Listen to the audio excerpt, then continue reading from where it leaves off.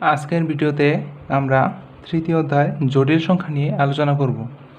মূলত এই ভিডিওটাতে আমরা দেখব জটিল সংখ্যার বিভিন্ন এমসিকিউ, সেগুলো বোর্ডের প্রশ্ন হোক বা বিভিন্ন ভর্তি পরীক্ষার মধ্যে আসা এমসিকিউগুলো কীভাবে শর্টকাট পদ্ধতিতে করা যায়, ওইগুলো দেখব কীভাবে শর্টকাট পদ্ধতিতে হাতে করা যায়, আবার সেই শর্টকাট পদ্ধতিগুলোকে ক্যালকুলেটর ব্যবহার করে কীভাবে করা যায় সেগুলো আজকে দেখব। তাহলে আমরা জটিল সংখ্যা যদি দেখি, প্রথমে আসতেছে মডুলাস এবং আর্গুমেন্ট।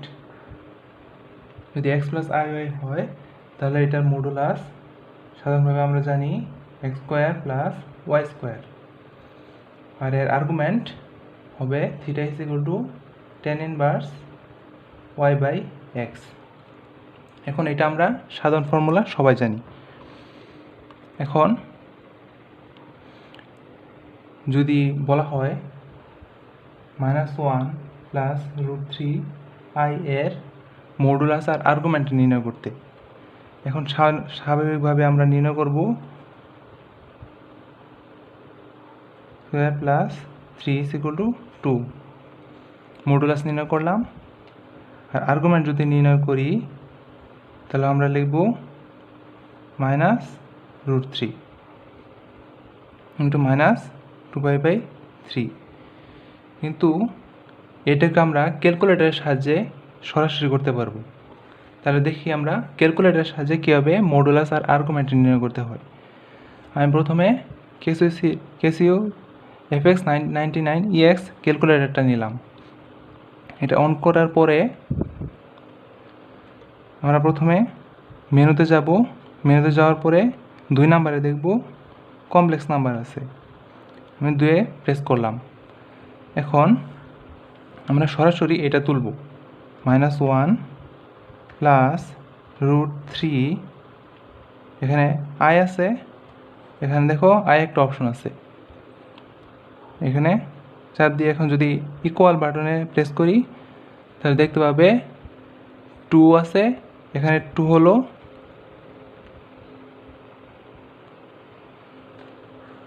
মডুলাস, এবং এদিকে যে আছে 120, এটা মানে ডিগ্রিতে আসছে, এটা হলো আর্গুমেন্ট। এখন এটা ডিগ্রিতে আসছে, এখন কোনো কোনো জায়গার মধ্যে এটা রেডিয়ানেও দেওয়া থাকে। এখন রেডিয়ানে কীভাবে বের করব? তাহলে আমাদের অ্যাঙ্গেল ইউনিটে যেতে হবে। অ্যাঙ্গেল ইউনিটে কীভাবে যাব? এখানে শিফট আছে, তারপরে মেনুতে চাপ দিব, দেখো 2 নাম্বারে আছে অ্যাঙ্গেল ইউনিট, এখানে 2-এ চাপ দিলে এখানে দেখবে ডিগ্রি, রেডিয়ান, গ্রেডিয়ান এটা আছে, তার মানে আমার রেডিয়ান দরকার, তার মানে 2-এ চাপ দিব।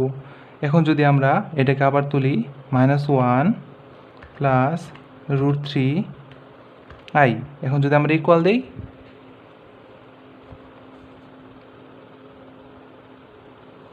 তাহলে আমরা দেখতে পারবো মডুলাস আসছে 2 আর আর্গুমেন্ট আসছে 2π/3।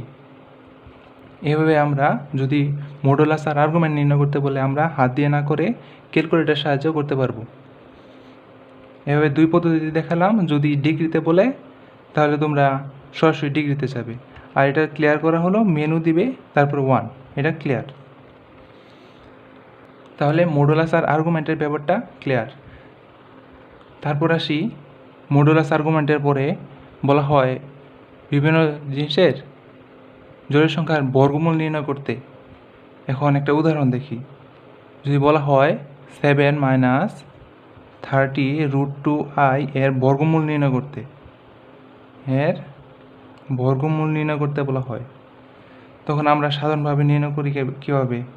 এখানে একটা যদি শর্টকাট পদ্ধতি দেখি, 30 √2 আছে না, 30 √2কে আমি 2 দিয়ে ভাগ করব, থাকতেছে 15 √2।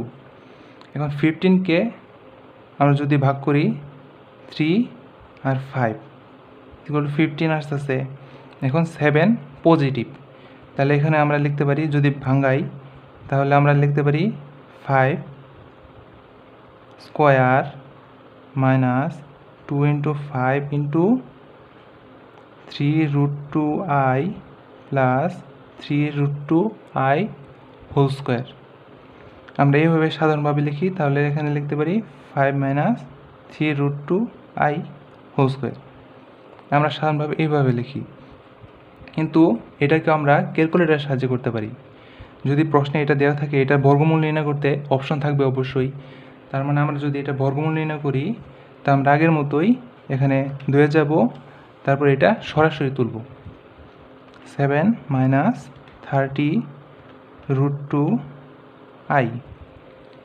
এখন যদি আমরা সমান সমান দেই, তোমরা এখানে দেখতে পারবে যে মডুলাসটা আসছে 43, মডুলাস আসছে 43। এখন আমরা এর বর্গমূল নির্ণয় করব, তার মানে 43 এর বর্গমূল হবে √43, ঠিক না? এখন যদি অপশন দেওয়া থাকবো, ধরো একটা অপশন, এটা আমি লিখে রাখছিলাম 5 মাইনাস 3√2i, 4টা অপশনের মধ্যে এটা একটা অপশন ছিল। এখন আমরা এই অপশনটা টেস্ট করে দেখি যে এটার মডুলাসটা কত আসছে। এখন আমরা মডুলাস যদি এটা তুলি 5 মাইনাস 3√2i যদি ইকুয়াল দিই, দেখো মডুলাস আসছে √43। এভাবে আমরা এত বড় করে না করে ক্যালকুলেটরের সাহায্যে সহজে এই এমসিকিউটা আনসার করতে পারবো। এভাবে তোমরা সকল বর্গমূলের উত্তর করতে পারবে। এমনভাবে যদি একটা উদাহরণ দেই, এটা তোমরা নিজেরা প্র্যাকটিস করো। 4√-44 এটা, আর আরেকটা 4√-169। এগুলোকে মডুলাস দেখবে, নির্ণয় করে দেখবে অপশন যেগুলো আছে ওইগুলোর সাথে কোনটা মিলে, যেটা মিলবে সেটা হবে আনসার। তারপরে আরও 3টা শর্টকাট আমি দিয়ে রাখি। যদি এরকম টাইপের থাকে 3√-n³, যদি এরকম টাইপের থাকে তাহলে এর যে 3টা মূল আসবে সেই 3টা মূল হবে -n, -n omega, -n omega square. যদি থাকে 4√-n², তাহলে এখানে একটা সূত্র আছে +-n/2 1 +-i। আবার আরেকটা সূত্র যদি দেখি 6√-n³, -n³ যদি হয় তাহলে লিখবে +-√-n +-√-n omega +-√-n omega square. যদি এভাবে থাকে তাহলে এর 3টা মূল তোমরা এভাবে মুখস্থ নির্ণয় করে ফেলতে পারবে। এরপরে যদি এভাবে দেওয়া থাকে x +-iy, যদি এভাবে থাকে, যদি এর বর্গমূল নির্ণয় করতে বলা হয় তাহলে তোমরা সরাসরি একটা সূত্রের মাধ্যমে করতে পারবে। সেটা হলো +-iy = যদি এটা বর্গমূল নির্ণয় করতে বলে +-1/√2। এভাবে লেখার পর একটা সেকেন্ড ব্র্যাকেট দেব, এখানে একটা ফার্স্ট ব্র্যাকেট √x² + y², এখানে x হলো এই x, y হলো এই y, প্লাস x, দুবার হাফ প্লাস i, লিখব √x² + y² - x হোল দুবার হাফ, এখানে সেকেন্ড ব্র্যাকেট ক্লোজ। এখন যদি মানগুলো বসায় দাও তাহলে সরাসরি এটার বর্গমূল নির্ণয় করতে পারবে। তারপরে আরেকটা যেটা থাকে সেটা হলো এই পদ্ধতির, মানে 2 + i√a² - 4। ধরো এটা একটা এক্সাম্পল দিলাম। এখন ভিতরে দেখো a² - 4 মানে a² - b² সূত্র a + 2 × a - 2। যদি এরকম থাকে, এটার যদি বর্গমূল নির্ণয় করতে বলে তাহলে সরাসরি কীভাবে নির্ণয় করবে, +-1/√2 এটা প্রথমে লিখবে। এখানে যদি আমি ভাঙি √a² - 4কে, তাহলে আমরা কী লিখতে পারি, a + 2 × √a - 2 লিখতে পারি না? তাহলে আমরা কি লিখতে পারবো, এখন যদি +-1/√2 লিখি, এখানে সেকেন্ড ব্র্যাকেট দিলাম একটা, এখানে লিখব √a + 2 + i√a - 2, এটাই হলো এটার বর্গমূল। বুঝতে পারলে? যদি এরকম পদ্ধতির যে কোনো কিছুই থাকে তোমরা সরাসরি এভাবে লিখতে পারবে। এটুকুই ছিল মূলত বর্গমূল নিয়ে আলোচনা। সচরাচর পরীক্ষায় যেগুলো এমসিকিউ আসে সম্ভবত এইটুক নিয়মের ভিতর থেকেই আসে। তোমরা যদি এই নিয়মগুলো ভালোভাবে প্র্যাকটিস করো তাহলে আমার মনে হয় বর্গমূল নিয়ে কোনো প্রবলেম হবে না।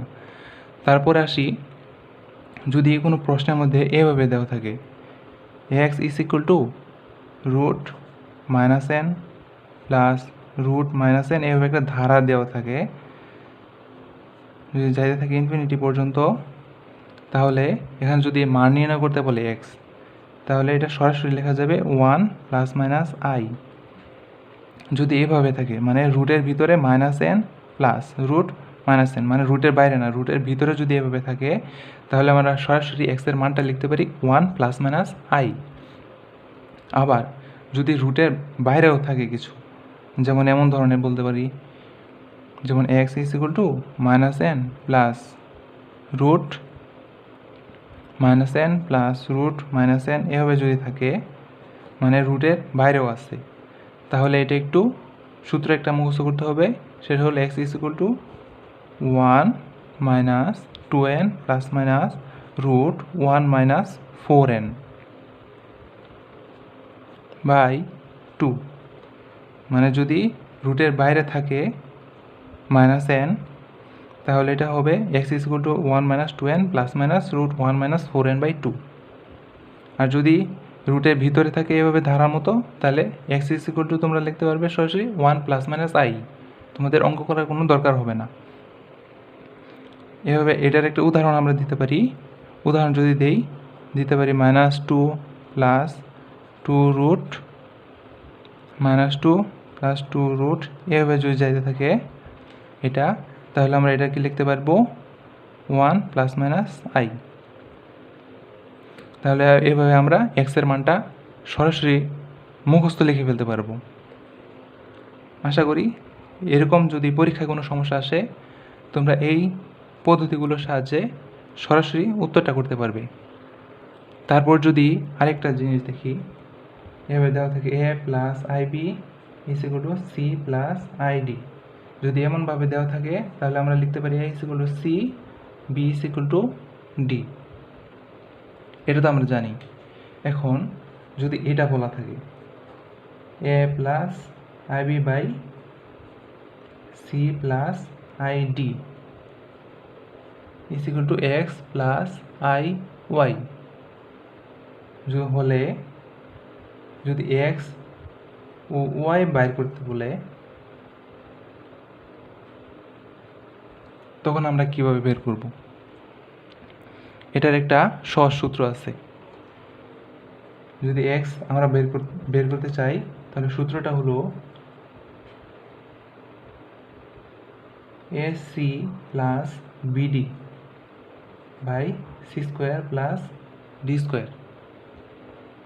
এই যে এখানে A B C D, x বের করতে চাইলে আমাদের A C plus BD by C square plus D square বের করতে হবে। আর যদি ওয়াই নির্ণয় করতে চাই তাহলে হবে B C minus AD by C square plus D square. আমরা যদি এই দুইটা সূত্র মুখস্থ রাখি আর এখান থেকে যদি মানগুলো এখানে বসাই দিই তাহলে আমরা এক্স আর ওয়াই এর মান সহজে বের করতে পারবো। একটা এক্সাম্পল দিই, ধরো 5 minus i by 2 minus 3i, 2 minus 3i is equal to যদি এ প্লাস আইবি হয় তাহলে এ ও b is equal to what. এখন আমরা যদি আগের সূত্রের মতো মিলানোর চেষ্টা করি, এ ইজ ইকুয়াল টু কত দেওয়া আছে 5, বি দেওয়া আছে -1, সি দেওয়া আছে 2, ডি দেওয়া আছে -3। এখন যদি আমরা এক্সের জায়গার মধ্যে আছে এ, তার মানে আমরা এ ইজ ইকুয়াল টু লিখতে পারি এসি প্লাস বিডি। এখন এসি মানে 10 মাইনাস বিডি যদি করি 3 plus C square plus D square 4 plus 9 plus 13, তাহলে হবে 13/13 ইজ ইকুয়াল টু 1। এখন যদি আমরা এখানে বিটা নির্ণয় করি, বি কি বিসি মাইনাস এডি, এখানে বি আছে -1 -3, তার মানে হচ্ছে 3 মাইনাস চিহ্ন -10। এখন c² প্লাস d², এখানে প্লাস c² প্লাস d² মানে 13, তাই 13/13 1, তার মানে আমরা কি লিখতে পারি a আর b = 1 1। এভাবে আমরা সহজেই a আর b এর মানটা এই সূত্রের সাহায্যে নির্ণয় করতে পারবো। তারপরে আসি এর কিছু সিরিজের জন্য এমসিকিউ থাকে বা ম্যাথের মধ্যেও থাকে। এখন আমরা যদি একটা শর্টকাট দেখি, যদি এর পাওয়ার 4 থাকে, এর পাওয়ার যদি 4 থাকে তাহলে সেটাকে আমরা সরাসরি 1 লিখতে পারবো। কিন্তু যদি i plus i² plus i³ plus i⁴ এই সিরিজে সবগুলো যুক্ত থাকে, মানে i থেকে i⁴ পর্যন্ত যদি যুক্ত থাকে, তাহলে এই 4টা যদি যোগ করি তাহলে এর মান হবে 0। বুঝতে পারছো? আর যদি পাওয়ার থাকে 4 তাহলে হবে 1।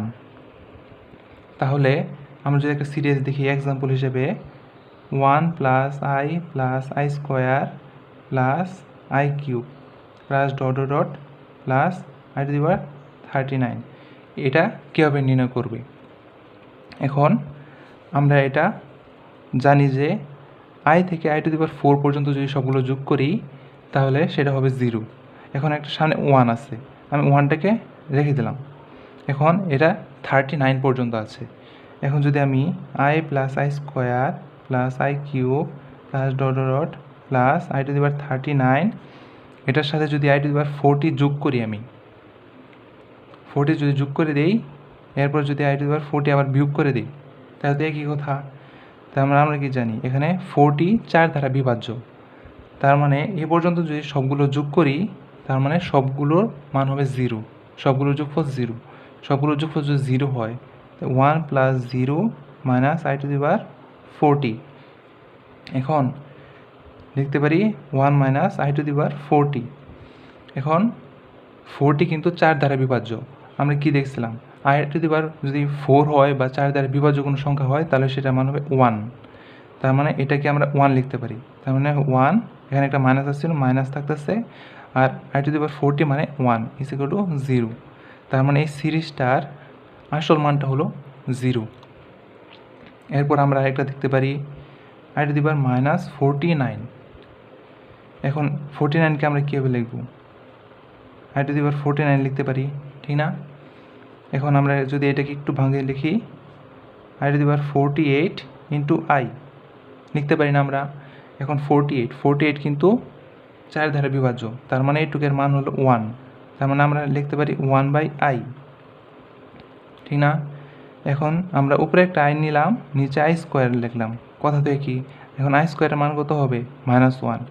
যদি আমরা লিখি তা হবে -i। তার মানে i⁻49কে আমরা -i লিখতে পারি। এভাবে তোমরা আয়ের যে সিরিজগুলো আছে বা i সংক্রান্ত যে সমস্যাগুলো আছে সেগুলো এই পদ্ধতিতে তোমরা নির্ণয় করতে পারবে। তারপর শেষ একটা টপিক নিয়ে আজকে কথা বলবো, সেটা হলো যে অনেক সময় দেওয়া থাকে যে x = 2 - i, হলে x³ - 3x² + x + 10 এর মান নির্ণয় করতে বলে। এমন ধরনের প্রশ্ন সৃজনশীলও থাকে বা এভাবে ভর্তি পরীক্ষার সময় থাকে বা এমসিকিউর মধ্যেও থাকে। এখন এটা তো আমরা খাতা কলমে তো সবাই করি। এখন এটা ক্যালকুলেটর সাহায্য করতে পারো, আবার খাতা কলমের সাহায্য করতে পারো। আমি তোমার প্রথমে হাত দিয়ে দেখাই। যদি করি x - 2 = i, এখন যদি এটা বর্গ করি x - 2 হোল স্কোয়ার = i², আমরা লিখতে পারি x² - 4x + 4, এখানে -1 হবে, এখানে একটা আসলে x² - 4x + 5 = 0।